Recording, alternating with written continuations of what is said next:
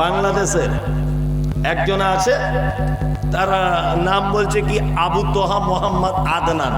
নাম শুনেছেন? আবু তোহা মোহাম্মদ আদনান ও এখন জিহাদের ব্যাপারে যুবকদেরকে এত রকম ভাবে সাজিয়েছে, বলছে এখনই খোরাসানে চলে যেতে হবে, এখনই গাড়ি করে প্লেনে করে ফিলিস্তিনে চলে যেতে হবে, যে ইসরায়েলের বিরুদ্ধে লড়াই করতে হবে। এইসব উক্তি তার, কি বললাম বুঝলেন? আবার ইদানিং সোশ্যাল মিডিয়াতে আপনারা দেখতে পেয়েছেন যে সালাফি মানহাজদের উপরে থুতু নিক্ষেপ করেছে। দেখেছেন এটা সোশ্যাল মিডিয়াতে? দেখেননি যে সালাফি আলেমরা, অর্থাৎ যারা সহিহ হাদিস এবং কোরআন যারা মেনে চলে, এরা বলছে ইহুদিদের পক্ষে নিয়েছে আর ইসরায়েলের মাজলুমদের বিপক্ষে। বিয়াদব, তুমি জানো কোন সহিহ হাদিস এবং কোরআন মাননেওয়ালা আলেম আজ পর্যন্ত ইহুদিদের পক্ষ নিয়েছে জানা আছে? নেই। সর্বক্ষণ বরঞ্চ যারা আহলে হাদিস, অর্থাৎ যারা সহিহ হাদিস এবং কোরআন মেনে চলে, তারা কুনুতে নাজেলা পড়েছে সব সময়তে ফিলিস্তিনিদের জন্য। কি বললাম বুঝলেন না? আমি আবু তোহা আদনান, আমি ভারত থেকে তোমাকে একটা কথা বলছি, শুনে রেখে দাও। তুমি মনে হয় ইতিহাস জানো না। ভারতবর্ষের উইলিয়াম ক্যাম্বেল যখন পবিত্র আল কোরআনের 25টি আয়াতের বৈজ্ঞানিক তত্ত্ব সহকারে ভুল প্রমাণ করতে চেয়েছিল, তখন তোমার মতো দুই মুখো সাপ, তোমার মতো কোনো বেদাতি, তোমার মতো কোনো দেওবন্দি, তোমার মতো কোনো পীর পূজারি, তোমার মতো কোনো মাযহাবী উইলিয়াম ক্যাম্বেলের সঙ্গে মোকাবেলা করতে পারেনি। আমাদের ভারতবর্ষের মুম্বাইয়ের রত্ন, তার নাম ডাক্তার জাকির নায়েক, তিনি সর্বপ্রথম মোকাবেলা করেছিলেন সালাফি মানহাজের একজন লোক।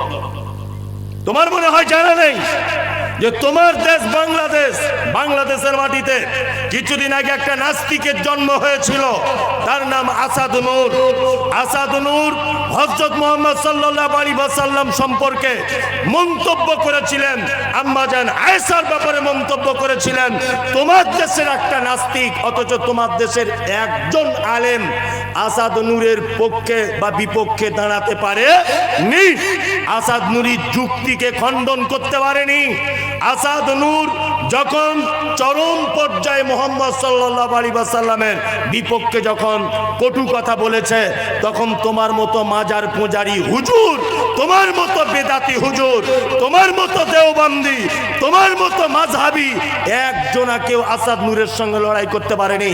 আমাদের ভারতবর্ষের পশ্চিম বাংলার জেনারেল শিক্ষিত ছেলে, তার নাম বিরাদার রাহুল। বিরাদার রাহুল তার উত্তর জবাব দিয়েছে। কি বলছি না? বিরাদার রাহুল, বিরাদার রাহুল তোমাকে ধন্যবাদ জানাই। বিরাদার রাহুল, অবশ্যই অন্তরে অন্তরের স্থল থেকে তোমাকে ধন্যবাদ জানাই যে সারা ভারত, পাকিস্তান, বাংলাদেশের কেউ একজন আসাদ নূরকে জব্দ করতে পারেনি, একজন নাস্তিককে। তুমি একজন বাঙালি জেনারেল শিক্ষিত ছেলে আসাদ নূরকে সঠিক জবাব দিয়েছ। তখন আবু তোহা মোহাম্মদ আদনানের মতো লোক কোথায় ছিল? তুমি আজকে এসেছো সালাফি মানহাজের উপরে থুতু নিক্ষেপ করতে? বিয়াদব, তুমি জানো সালাফি কারা? তুমি জানো সালাফি হচ্ছে তারা যারা সহিহ হাদিস এবং কোরআনের কাছে নিজের মাথাকে পর্যন্ত কেটে দিতে পারবে, কিন্তু বেদাতের সঙ্গে আপোষ করবে না। খুব সাবধানে কথা বলবে একদম। আমি আগে বলেছি যে পৃথিবীর একটা সব থেকে নিকৃষ্ট দেশ যদি আমার চোখে থাকে, তার নাম বাংলাদেশ।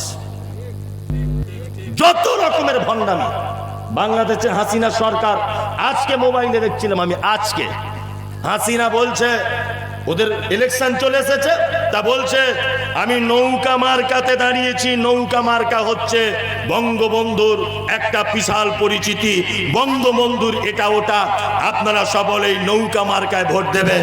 এটা যা তা নৌকা নয়, এটা নূহ নবীর নৌকা।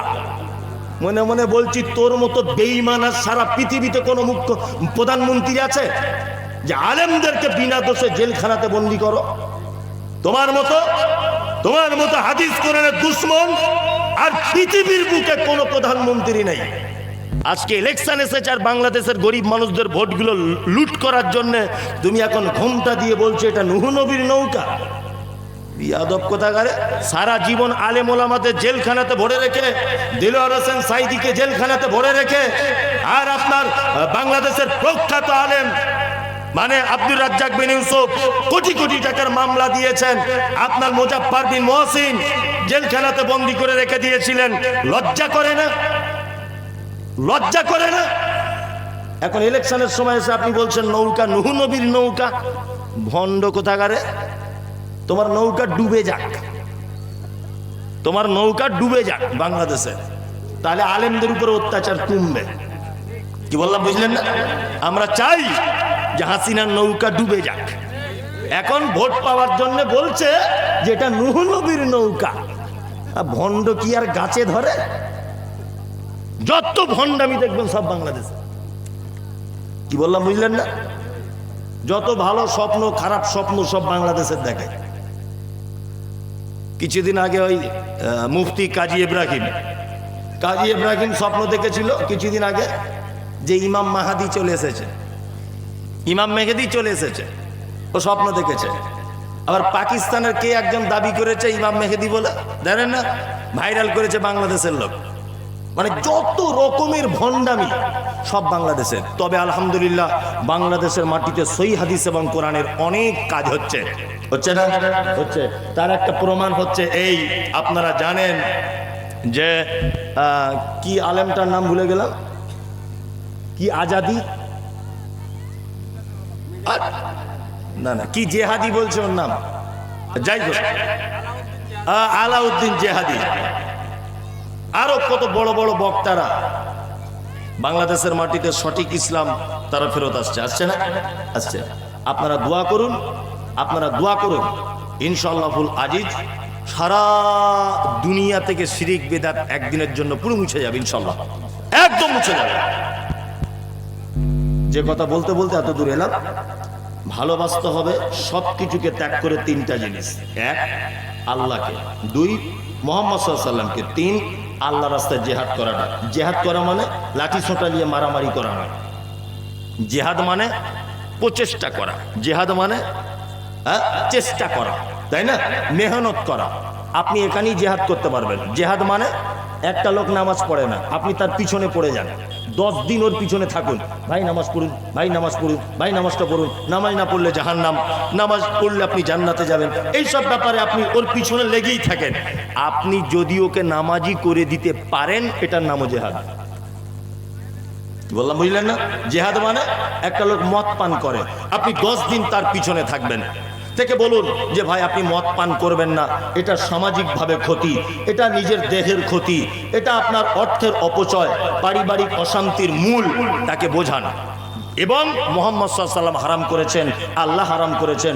লোকটাকে 10 দিন বুঝিয়ে কোনো একদিন দেখবেন লোকটা মদ ছেড়ে দিল, তখন এটার নাম জেহাদ। কারণ এটা আপনি তার উপরে চেষ্টা চালিয়েছেন, সংগ্রাম করেছেন এই ব্যাপারটার জন্য। আপনি একজন মুজাহিদ। কি বললাম বুঝলেন?